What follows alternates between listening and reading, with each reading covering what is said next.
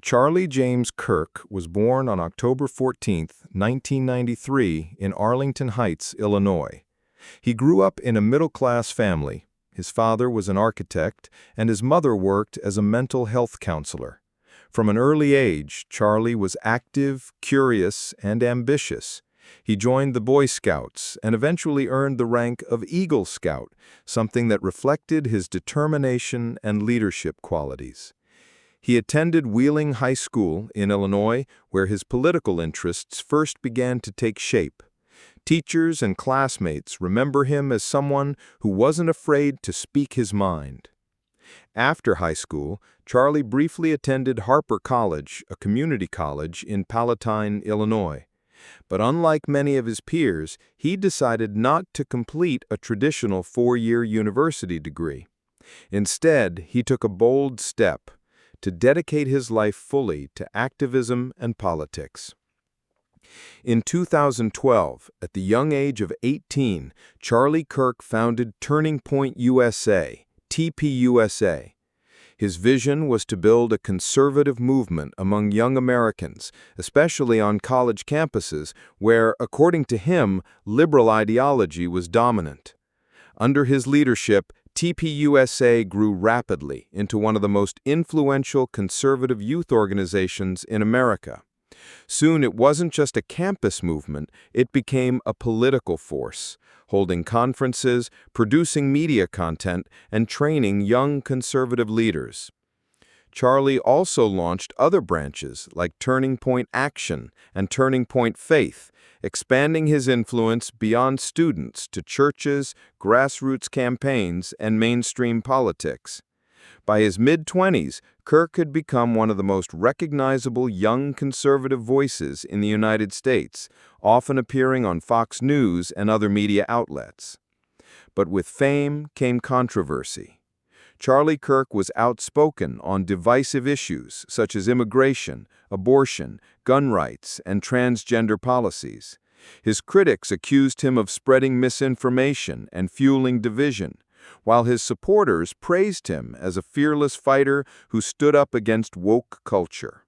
Whether you agreed with him or not, one thing was undeniable. Charlie Kirk had carved out a powerful presence in American politics. Then came September 10, 2025, the day that changed everything.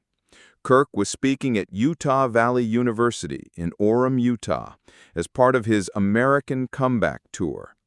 The format was classic Charlie Kirk. He sat at a Prove Me Wrong table, inviting students and attendees to challenge his beliefs in open debate. The hall was filled with energy, students lining up to ask tough questions. But about 20 minutes into the event, tragedy struck. A sudden, sharp sound rang through the air. A gunshot. Panic erupted instantly. Screams filled the auditorium. Witnesses later said the shot came from a distance, possibly from a rooftop sniper position. The bullet struck Kirk in the neck. He collapsed, while security and students rushed to his side. Chaos spread everywhere. Some tried to shield themselves, others called for help. Emergency responders quickly arrived and rushed him to the hospital. But despite desperate efforts to save him, doctors pronounced Charlie Kirk dead. The news broke globally within minutes. Major outlets like Reuters, Associated Press, Al Jazeera, and CBS News all confirmed it.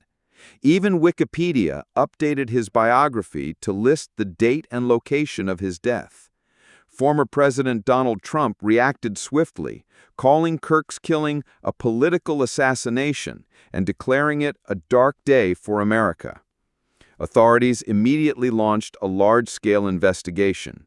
Utah's governor condemned the attack, while the FBI and local police joined forces to hunt down the suspect. Surveillance images of a person of interest were released, and a manhunt began.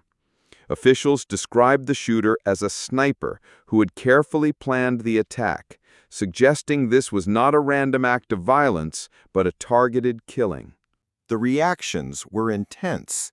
His supporters mourned the loss of a leader they saw as a warrior for conservative values. Even many of his opponents condemned the act, emphasizing that no disagreement in politics should ever justify murder. Across the country, debates reignited about political violence, free speech, and the rising polarization in America. Charlie Kirk's story is both inspiring and tragic. A young man who abandoned a traditional academic path to pursue his dream of shaping the nation's political future. A man who built one of the strongest conservative youth movements in the country. A figure who became larger than life and who ultimately met a shocking and violent end.